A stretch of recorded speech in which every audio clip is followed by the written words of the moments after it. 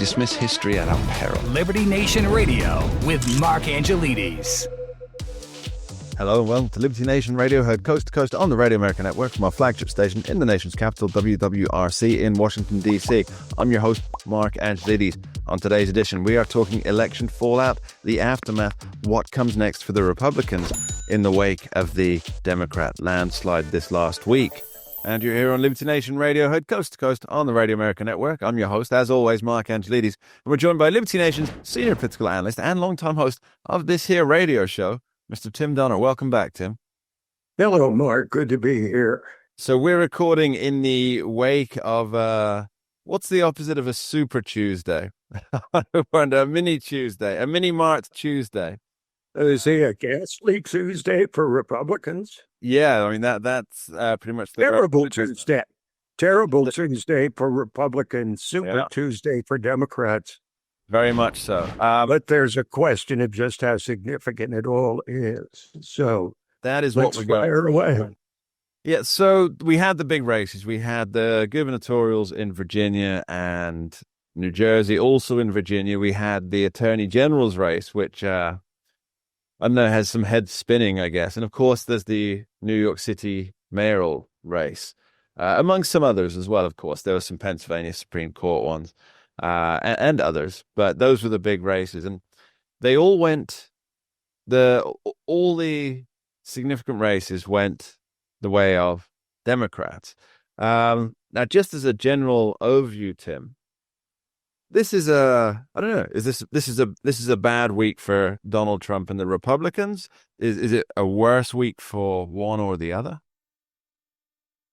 Well, it's not a good week for Donald Trump. There's no way you could spin it any other way. But it was kind of a perfect storm with the government shutdown and the cutting of the size of the federal government, including, slicing off thousands of federal employees, made for a very predictable result in Virginia. I think all of us were surprised at New Jersey, because Chitterelli looked like he had been closing in and he ran a very good campaign. But it shows you something that we've discussed before, Mark, which is that angry people vote. Motivated voters are those who are angry about the current state of play. So Democrats showed up in massive numbers in Virginia, in New Jersey, and of course in New York City, which was, in a way, the most stunning result of all, although it was unexpected. Although it was expected, I should say. Mamdani's margin was slightly smaller than we might have expected, but he won a majority of the vote. Yes. Over 50%. The two races that are hard to comprehend are the New Jersey governor's race, because of the fact that Chitterelli ran such a good race, and it didn't appear that Mikey Sherrill had run a particularly good race. He had been closing in, and to lose by 15 points is a shocker. The other shocker, and I have to get personal here for a moment, because as a Virginia resident for 30 years, I have to say this is the first time I've been ashamed to be a Virginian, because the people of this state voted by a 7-point margin to elect Jay Jones as the Attorney General, despite the fact that he had openly, on a text message, called for the murder of a political opponent and his kids. I mean, I really thought that there were some things that were too far over the line, but for Virginians, apparently not. And so now we have a man who's threatened to murder a political enemy as the chief law enforcement officer of the Old Dominion. That is discouraging, and really, I have to say it, I mean, it's shameful for Virginia. It wouldn't matter whether it was the Republican or the Democrat that sent out those vile messages. Whoever did it should have lost and didn't. But it shows you again, straight ticket voting Jones, Jones won by far less than Abigail Spanberger, the winning gubernatorial nominee. But nevertheless, it's a dark day for Republicans, conservatives, and I would argue ordinary people in Virginia. I don't know if I can get partisan because I'm a senior political analyst. I'm not a partisan, but this one is hard to swallow for so many people across the Commonwealth.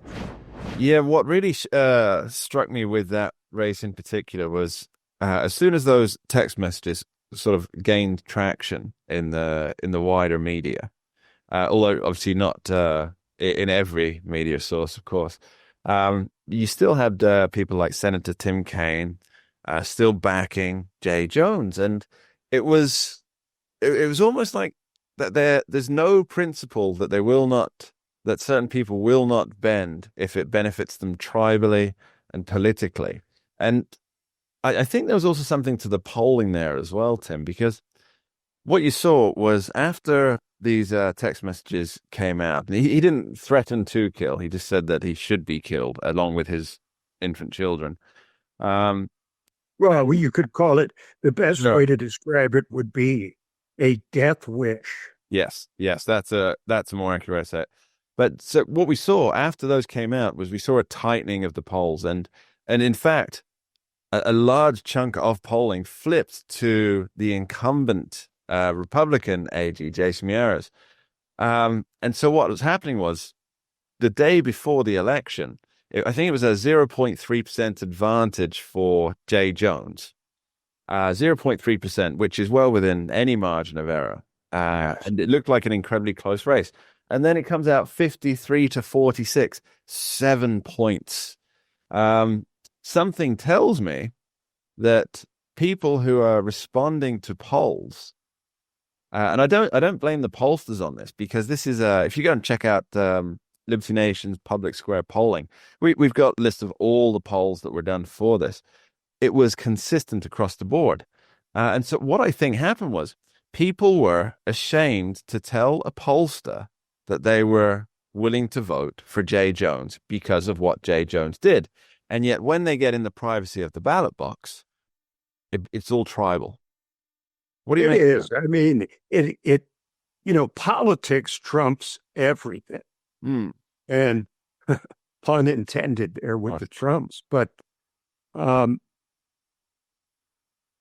you take a look, for example, at the let's just use an example, the National Organization for Women.